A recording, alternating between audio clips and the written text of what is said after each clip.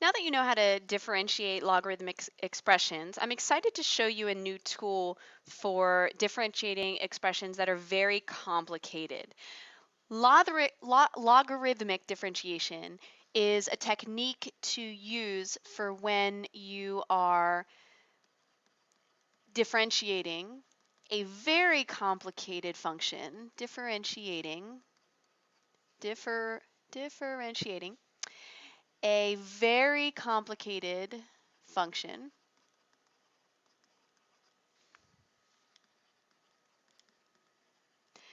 that usually doesn't have a log in it, but it could have a log in it. Basically, it's very complicated and you'd prefer to expand or simplify it first. So you're differentiating a very complicated function that you'd prefer to expand or simplify, meaning make it not so cumbersome of an expression. Like I look at this first example and I think, okay, I want the derivative. It's a quotient, and I see that it's inside of a bigger function, so it's also a chain rule. That's kind of complicated. That's a lot of rules in one expression. But what if I could break it up so that it looked instead like this type of expression, where it's not all a bunch of gunk in here, but it's spread out.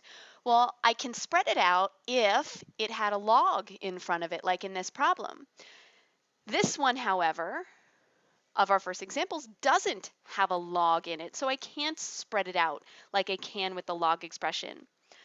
But if I want a log in it, I can do that if I do that also on the other side. So using logarithmic differentiation means, step one, take the natural log of both sides of the equation. Take the natural log of both sides. So this is step one. So going through our steps, the first step, take the natural log of both sides of the equation. Now, remember that we didn't already have a log here, so now, and we didn't have a log here, so now we have the log on both sides. Be careful that we're not just expanding. Second, we're going to be able to expand it now. On the left, there's nothing to expand, but on the right, look at what I can do. I can pull my 1/3 out to the front. I can subtract the logs of these parts of the quotient. And now I don't have a quotient rule or a chain rule, a little bit easier.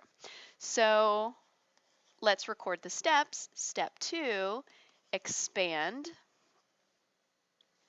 using the log properties. And it's only going to be, usually, that you're expanding the right side if you started with y equals, but you never know. Let's now do the derivative. So the derivative of the left side, this is natural log of y, 1 over y times dy dx. Or if you prefer to write y prime over y, that works too.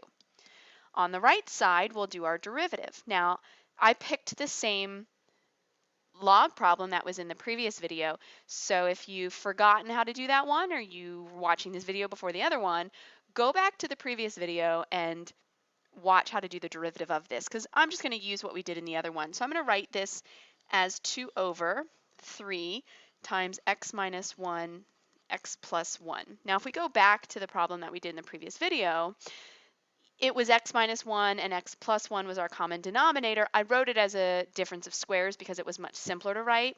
There's a reason that I'm writing it in its factored form here. It's going to be more useful to us in our next step. So what did we do in step 3? We differentiated both sides. Take the derivative, differentiate, take the derivative, differentiate both sides. Well, ultimately, what is our goal? Our goal is, remember to keep our eye on the prize, find dy dx. Here's dy dx, let's get it by itself. So step 4, solve for dy dx. Now, as you're solving for dy dx, usually you can simplify, you can clean it up to make sure that everything is in terms of x, because here's what it's going to look like at first. We want the 1 over y to move over to the other side. So I'm going to say on both sides times y, times y. That gives me, and I shouldn't have written this so low here, I don't like that. Should have written this so it actually looks like I'm multiplying and not dividing times y. So it's going to say those y's are gone, just dy dx equals 2 over 3x minus 1, x plus 1 times y. However, I can do better than that because I actually know what y equals in terms of x. So usually I'm going to think solve for dy dx and try to get everything in terms of x, everything that dy dx equals. Here's what I mean by that. Instead of writing times y, we can write times what y equals, cubed root of x minus 1 over x plus 1. Well, I'll start by writing cubed root of x minus 1 over x plus 1, but if I write it as an exponent instead of a radical, I'm going to be able to do some simplifying with those factors.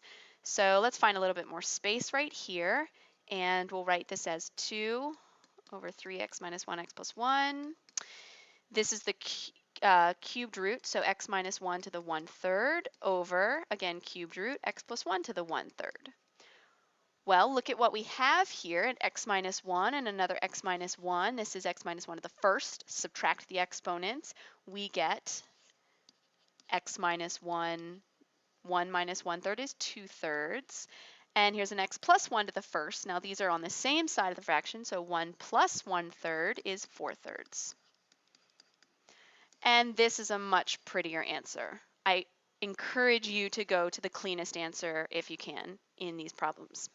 Let's take a look at a couple other examples. This one actually does not look as complicated, but here's our problem. X in the base and x in the exponent. We do not have a rule for this. Eventually, we will have a rule for when x is in the base and when x is in the exponent, but not at the same time. So here we need logarithmic differentiation. So step 1, take the log of both sides. Why do we need it? Well, because remember our log properties say that we can take the x from the exponent, move it to a coefficient. So not in the exponent anymore. Natural log of y equals x natural log of x. Now I'm ready to take the derivative. So on the left, 1 over y dy dx because it's natural log of y. On the right, be careful because this is a product. So this guy times this guy. So first function times the derivative of the second function, 1 over x, plus second function times the derivative of the first function, times 1. Let's simplify that a little bit. So 1 over y dy dx equals x times 1 over x is 1 plus natural log of x.